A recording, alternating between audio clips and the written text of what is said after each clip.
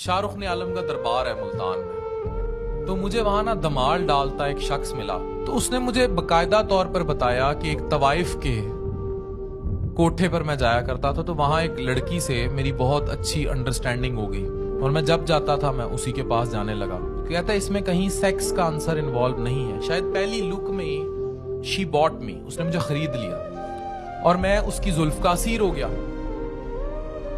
इतना असीर कि हमारी आपस में मोहब्बत चल पड़ी। और कहता है मैंने बाकायदा नायिका से उसका रिश्ता तलब कर लिया और सारा कुछ हो गया। इन दी एंड जब सिलसिले आगे चले तो उस लड़की ने शादी से इनकार कर दिया। कहता है जब शादी से इनकार कर दिया तो आई वॉज नो वेयर। मैंने कहा मेरे साथ क्या हो गया। कहता है अब उसको की खोज में मेरे पास दो रास्ते थे, या मैं खुद को खत्म कर लेता या मैं अल्लाह से मांगता उसे जाके। कहते हैं ज़मन में मैंने हर दरबार पे जाके माथा टेका और सारा कुछ किया, पता नहीं मेरी क्यों यहाँ टिकटिकी बंद गई। मेरी टिकटिकी जो है वो शाहरुख ने आलम और दरबार, और यहाँ मेरी टिकटिकी बंद गई और मैं यहीं का होके रह गया। कहता है एक रात बारिश हो रही थी और मेरी टिकटिकी ऐसी बंदी कि मेरी रब के साथ ऐसी लौ लगी और मुझे कुछ रास्ते नजर आना शुरू हुए।